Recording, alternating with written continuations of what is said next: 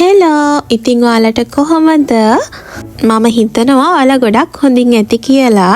ඔන්න ඉතින් ගොඩ කාලයකට පස්සේ ඔයාලට අලුත් vlog එකක් මම අරගෙන ආවා.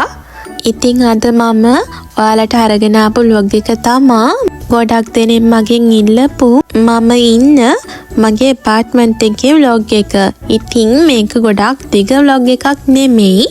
දැනට මම ජපානයට ඇවිල්ලා අවුරුද්දකුත් වෙනවා. ඉතින් ඔන්න අවුරුද්දකට පස්සේ තමයි ඔයාලට apartment එකේ vlog එක මම ගේන්නේ. ඇත්තටම sorry ඉතින් එච්චර කල් ගත්තට. හරි. එහෙනම් දැන් එන්නකෝ මගේ චූටි apartment tour එක බලන්න. මුලින්ම මෙතනින් අපි ඇතුළට ඇවිල්ලා මෙන්න මේ කොටසේ අපි එළියෙන් දාගෙන සපත්තු සෙරප්පු සේරම ගලවලා තමයි ඇතුල් වෙන්නේ. ඉතින් ඒ කොටසට නිහොංග වලින් කියන්නේ ගෙන්කන් එක කියලා. සාමාන්‍යයෙන් මෙහි අපි එළියෙන් දාගෙන සපත්තු සෙරප්පු ගේ ඇතුළට එද්දී දාගෙන එන්නේ නැහැ. ඉතින් එතනින් ආවට පස්සේ මේ තියෙන මගේ චූටි කිචන් එක. ලොකු දේවල් නෑ. ඉතින් එදිනදා උයන කරන දේවල් ටිකක් තමයි තියෙන්නේ. මෙතන මේ තැඹිලි පාටින් තියෙන පැන්ට්‍රි කබඩ් එකේ නම් මම මොකුත් දාලා නැහැ. මට උයනකොට අවශ්‍ය වෙන භාජන ටික මෙන්න මෙතන තමමම තියලා තියෙන්නේ. ඉතින් මට ගොඩක් ලොකු ප්‍රමාණයක භාජන නැහැ. සාමාන්‍යයෙන් වර්ග 4ක් විතර වගේ හදන්න තමයි භාජන තියෙන්නේ. අනිත් ඒවා ටික තමයි අපි උයලා සාමාන්‍ය ෆ්‍රිජ් එකේ දාගෙන ඉතින් රත් කරගෙන කන්නේ. අන්නේ උයපු දේවල් දාන චූටි බොක්සස්. ඉතින් ඔන්න ඔය ටික විතරයි මන් ළඟ තියෙන්නේ. මේ කොටසේ තියෙන ඉතින් පිටි සීනි තේකොළ ටිකයි ආයි විනාගිරි සෝයා සෝස් 3-5 ඒ දේවල් ටික තියලා තියෙන අන්න එතන. මේ තියෙන ඉතින් මගේ චූටි ෆ්‍රිජ් එක. ළමයි චූටි ප්‍රශ්නයක් තියෙනවා. ෆ්‍රිජ් එකේ මෙන්න මේ කොටසේ කළු පාටට මේ වෙලා තියෙන ඒවට යන්නේ නැහැ. කොච්චර පිරිසිදු කරත් යන්නේ මේ මොනවාද කියලාවත් මම දන්නේ නැහැ. ඉතින් ඒවා යවා ගන්න ක්‍රමයක් ඔයාලා දන්නවනම් මට පහලින් කමෙන්ට් එකක් දාන්න. ඉතින් මගේ මේ චූටි apartment එක කොටස් 3කට වගේ තමයි ඇතුළ බෙදලා තියෙන්නේ. ඒ කියන්නේ මුලින්ම ගෙට ඇතුළු වුණාට පස්සේ ඔයාලා අර දැක්ක කිචන් ඒරියා එක තියෙනවා. ඊට පස්සේ මේ බෙඩ්රූම් ඒරියා එක. ඊට පස්සේ තියෙනයි වොෂ්රූම් එක. ඒ කියන්නේ টয়ලට් එක වෙනමයි, බාත්රූම් එක වෙනමයි. ඉතින් මේ තියන්නේ අර ඔයාලා කලින් දැක්ක ගෙන්කන් එකේ කොටස. එහෙනම් එන්නකෝ අපි යමු වොෂ්රූම් තියෙන ඒරියා එක කොයි විදිහට තියෙන්නේ කියලා බලන්න. මුලින්ම මෙන්න මෙතනින් ලයිට් එක දාගන්න ඕනේ. මෙතනට ආපු ගමන්ම තියෙන්නේ මේ මිරර් එකයි වොෂින් මැෂින් එකයි.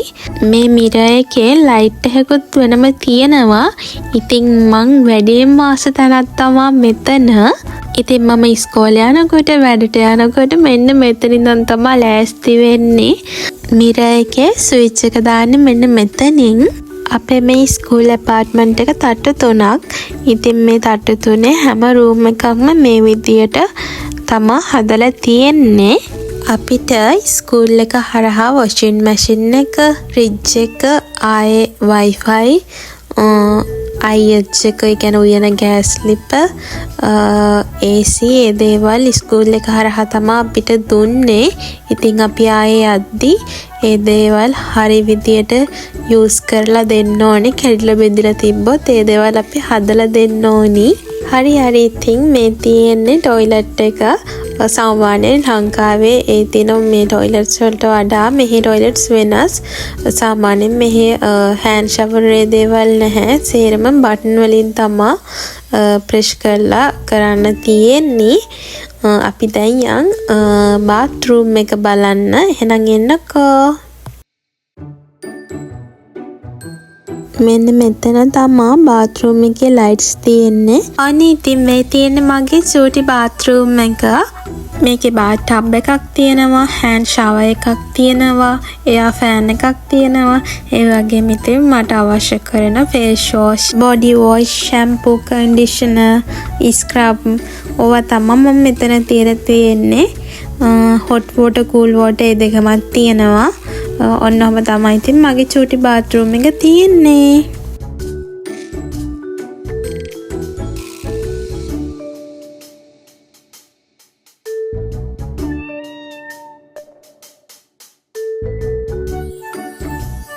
මේ කොටසේ ඇඳ තියෙනවා. ආයේ පොත් මේසෙ තියෙනවා. ඒක ඉස්කෝලෙන් තමයි අපිට දුන්නේ පොත් මේසෙයි පුටුවයි. අපි ආයේ අද්දි ඒ දේවල් බාර දීලා තමයි යන්න ඕනේ. මං ඉතින් පොත් මේසෙම තමා බුදු පහන තියන් ඉන්නේ. මෙහි අපිට කිසිම ගිනි ඇවිලෙන දේවල්, ඒ කියන්නේ ලයිටර්, ඉටිපන්දම්, හඳුන්කූරු ඒ වගේ දේවල් යූස් කරන්න බෑ. හේතුව තමා මොන හරි වෙලා ගේ ඇතුළක ගින්නක් එහෙම ඇති වුණොත් මේ ඇපාර්ට්මන්ට් එකේ එක ළඟ තමා මේ විදිහට කාමර හදලා තියෙන්නේ. ඉතින් එතකොට ඉක්මනට ගිනි ඇවිලෙන යන නිසා ඉස්කෝලේ නීති වලට අනුව අපිට ඒක තහනන්නේ පත්තු කරන එක. ඉතින් මොන හරි වෙලා අපි වත්තු කරලා එහෙම ගින්නක් ඇති වුණොත් ඒ සියලු අලාප ගෙවන්න වෙන්නේ අපිටම තමා. ඉතින් ඒක නිසා මම යූස් කරන්නේ නැහැ. සාමාන්‍යයෙන් බිත්තිවල පෝස්ටර් ගහන්නවත් පින් ගහන්නවත් මුකුත්ම කියන්නේ හිල් කරන්න, අලවන්න ඒ දේවල් කරන්න බෑ. තහනම් ඇපාර්ට්මන්ට් එකේ ෆීස් ගැන කිව්වොත් මාසෙට මේ ඇපාර්ට්මන්ට් එකට විතරක් යෙන් 25000ක් යනවා. ඒ කියන්නේ ලංකාවේ සල්ලින් 50000ක වගේ මුදලක්. ලයිට් බිල්, වතුර බිල්, ගෑස් බිල් ඒ වගේ වලට 30000ක් යනවා. යෙන් 30000ක්. ඒක මාස 6කට තමා ගන්නේ. ඒ වුණාට ජපානයේ කිසෙත්සු 4ක් තියෙනවා. කිසෙත්සු කියන්නේ ඍතු වලට හරු, නත්සු, අකි, ෆුයු.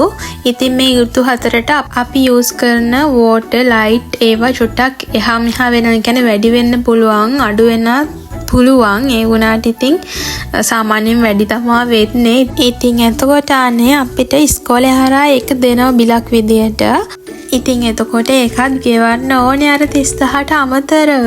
හරි දැන් ඉතින් බිල් ගැන කතා කරා ඇති.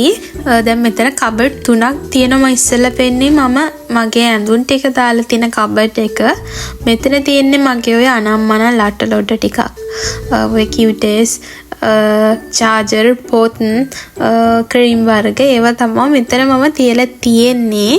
ඉතින් ඇත්තටම මෙහෙට එනකොට ගෙනාපුවට වඩා මෙහි කඩවල වලින් ගත්ත දේවල් එක්ක දැන් බඩු ගොඩක් වැඩි. ඉතින් කවදා හරි මෙතනින් යද්දි මේවා ගෙනියන්න ගියාම තමයි ප්‍රශ්නේ වෙන්නේ. මේ තියෙන අනිත් කබඩ් එක මෙතන තමයි මගේ කුස්සියට අවශ්‍ය කරන සේරම බඩු තියෙන එක 3 5 වර්ග කෑම බීම හැමදේම තියෙන්නේ මෙතන. පහළ තියෙනවා හාල්, ආයේ එක බෑග් වර්ග, ගොමි දාන බෑග් හැමදේම තියෙන එතන. පහළ බෝතල් වගේක් එකතු කරලා තියෙන්නේ. ඒවා ගොමි දාන්න තියෙන්නේ. මෙහි චොට්ටක් ගොමි දාද්දි එක රූල්ස් තියෙනවනේ. ඒවල බෝතල් මූඩි අයින් කරලා වටේ කවර අයින් කරලා එහෙමනේ දාන්නේ. ඉතින් ඒක නිසා තමයි එතන මම එකතු කරලා තියෙන්නේ. සාමාන්‍යයෙන් බෝතල් 10ක් විතර එකතු වෙන්න ඕනේ මේ විදිහට ගොමි දාන්න. මේ තියෙන්නේ ඉතින් මගේ බල්කනි ඒරියා එක. මෙතන තමයි මම රෙදි වනන්නේ. ඉතින් ඔතන යහපැත්තේ තියෙන අපේ ජූෂ ජෝය එක කියන්නේ බයිසිකල් නවත්තන තැන. ඉතින් ඔහොම තමයි ඔතන පේන view එක තියෙන්නේ. ඔන්න ඉතින් ඔච්චරයි යන්නේ මම ඉන්න ඇපාර්ට්මන්ට් එකේ මගේ චූටි රූම් එකේ ටුවර් එක. ඉතින් ඔයාලට මොන හරිම අදහසක් යන්නේ නැති කියලා හිතනවා මේ ඇපාර්ට්මන්ට් ගැන. ඉතින් මම අදට ගිහින් එන්නම්. Thank you for watching. Bye bye.